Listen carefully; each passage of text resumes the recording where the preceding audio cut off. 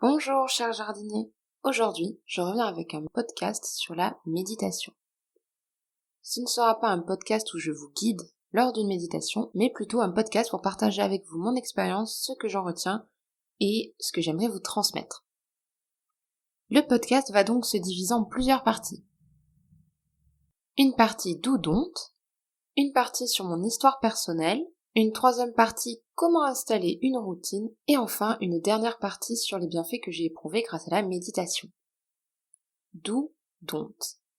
Pour les do, pour moi le plus important déjà c'est le fameux premier pas, le fait de commencer. Parce que c'est en commençant que vous allez pouvoir intérioriser la pratique et puis aussi voir si ça vous convient. Ensuite pour moi ce qui est important c'est de se détendre, que ce soit mentalement ou au niveau de la posture. Alors je sais, se détendre c'est toujours plus facile à dire qu'à faire.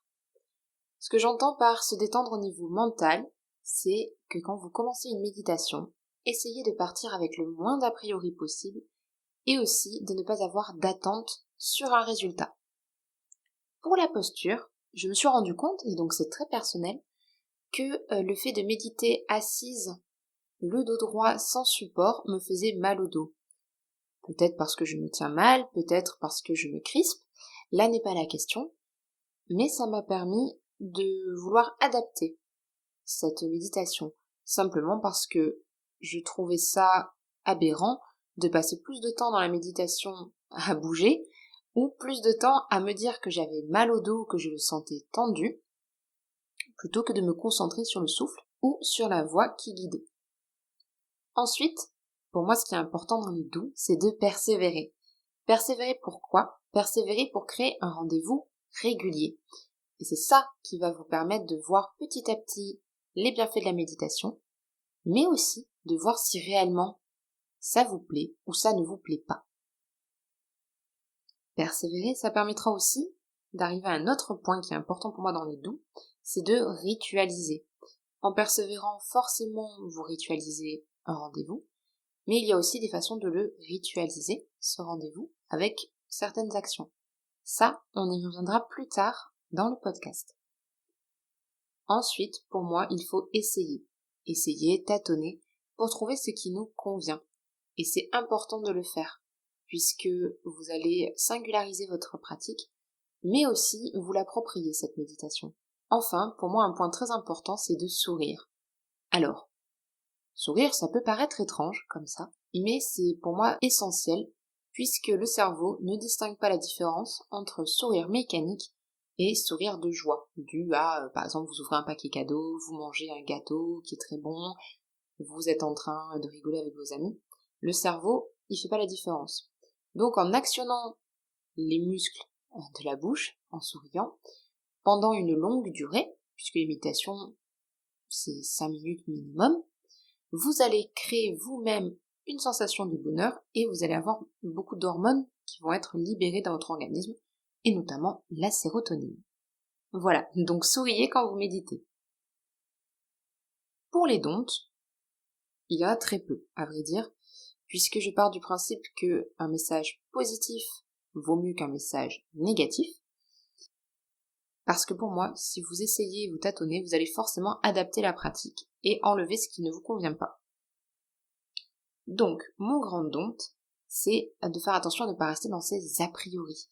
On a des a priori sur le fait que ça puisse nous plaire, pas nous plaire, on a des a priori sur le fait que c'est fait pour des personnes calmes, ou pour des personnes plus âgées, c'est pour ça que souvent les jeunes ils ont du mal à s'y mettre parfois, je généralise évidemment, mais c'est ce que j'en retiens, et puis aussi parce que nous occidentaux, nous avons nos propres a priori sur une pratique qui à la base est orientale, et donc en l'important entre guillemets, il y a comme des contresens pour moi que l'on a fait sur la méditation. Donc, allez au-delà de vos a priori, puisque la méditation, au final, ça peut vous plaire ou non, ça peut être le moment ou ne pas être le moment, c'est aussi quelque chose de nouveau, donc c'est étranger, et ça peut être peu agréable au départ et demander un effort. Voilà, je n'ai pas plus de doute, tout simplement parce que je crois que l'expérimentation et l'individualisation d'une pratique, c'est ce qui fait tout. Mon histoire avec la méditation. Déjà, faut savoir que je m'y suis mis tard. Vraiment, au début, méditer, c'était pas du tout quelque chose que je percevais comme important, ou en tout cas, pareil, j'avais des a priori, et c'est important de le spécifier. Et notamment sur le fait que j'allais pas tenir, que c'était beaucoup trop calme, et puis que finalement, c'était quelque chose qui allait arrêter mon mental, arrêter ma façon de penser, et j'aimais bien, même si parfois mes émotions m'handicapaient, j'aimais bien aussi ressentir cette espèce d'ébullition sensorielle.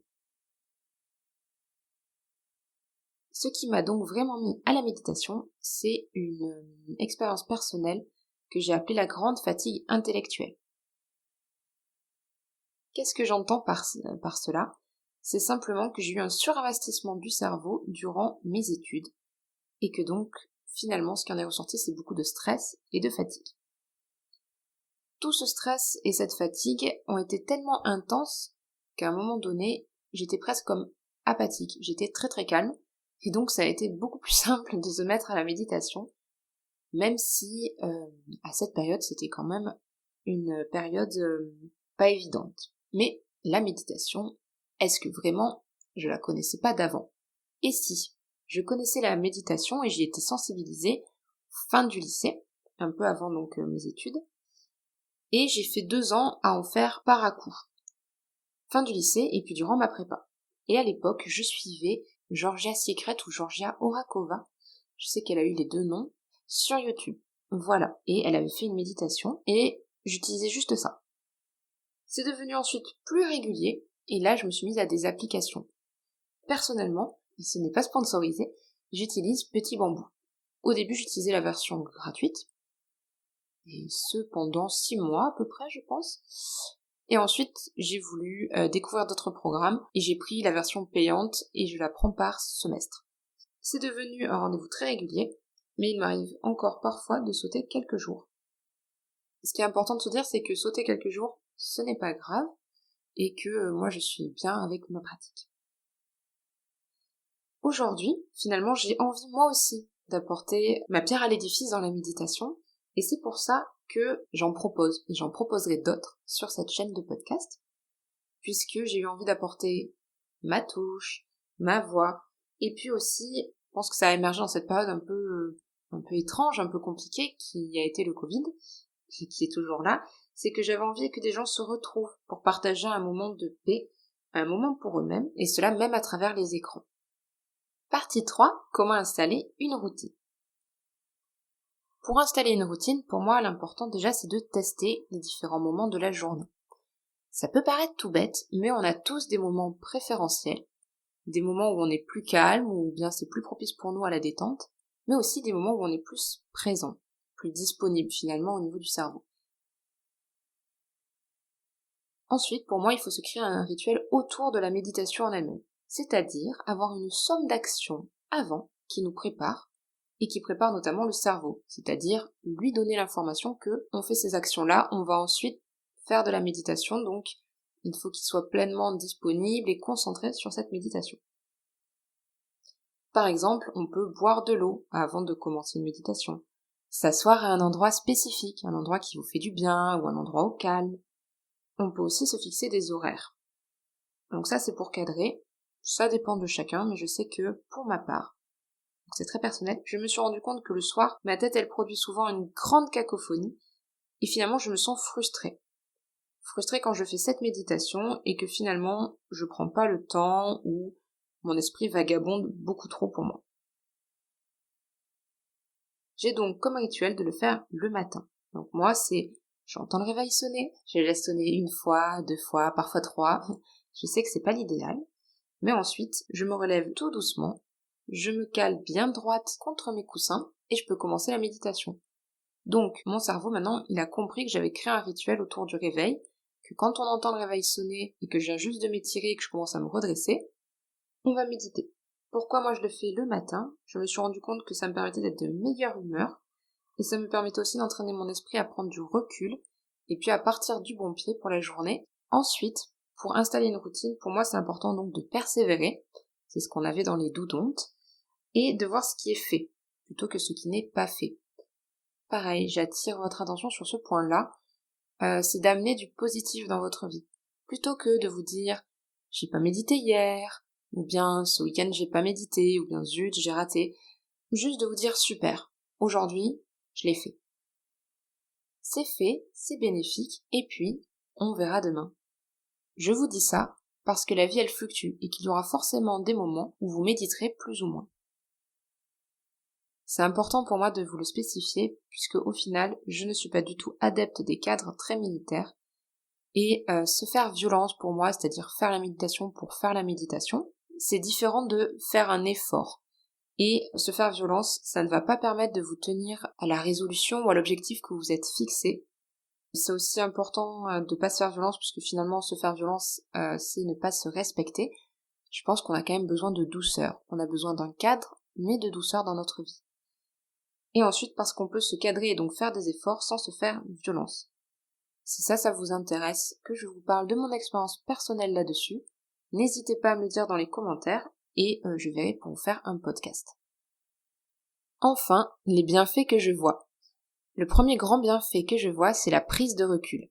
Alors, je ne l'ai pas vu tout de suite, mais ça a été très bénéfique pour moi sur le long terme, puisque même si je me laisse emporter dans les émotions, s'il y a des moments c'est compliqué, je repars beaucoup plus rapidement du bon pied, ou j'en tire beaucoup plus rapidement des leçons. Ensuite, et donc ça c'est très propre à moi puisque je fais la méditation le matin, mais ça me permet de commencer ma journée avec un rythme cardiaque qui me semble plus lent. Pourquoi est-ce qu'il me semble plus lent, et même si c'est pas prouvé scientifiquement, j'ai pas fait de test, je ne m'active pas dès les premiers instants du réveil. Par exemple, on est beaucoup et je le faisais avant, quand le réveil sonne, pour pas se rendormir, hop, on se lève d'un coup. Ça, c'est pas très très bon pour notre tension, et le cœur s'emballe et on a mal à la tête, ça tourne un peu. Donc voilà, méditer le matin, ça me permet de vraiment réveiller mon organisme en douceur. Ensuite, ça me permet de commencer ma journée du bon pied, puisque avec le sourire mécanique et la méditation, j'ai ma dose, on va dire, d'hormones du bonheur, et puis j'ai déjà fait un travail sur moi dès le matin. Je peux entamer la journée, elle a commencé doucement, elle a été constructive, et puis c'est une première action de fait dans une journée.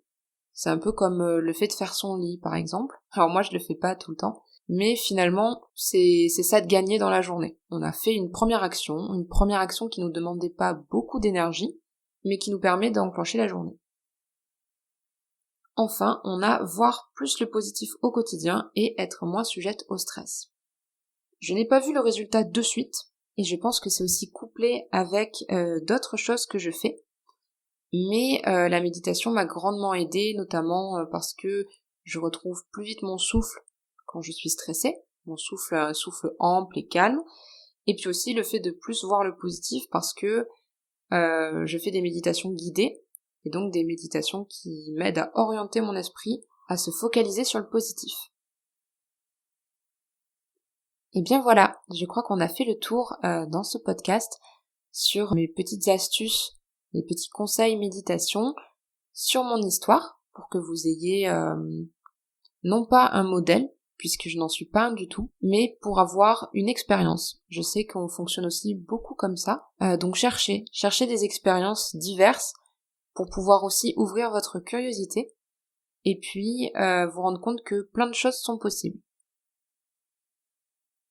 On arrive donc à la fin de ce podcast. Je vous souhaite donc une douce journée ou une douce soirée en fonction du moment où vous m'écoutez. Et puis, jardinez bien.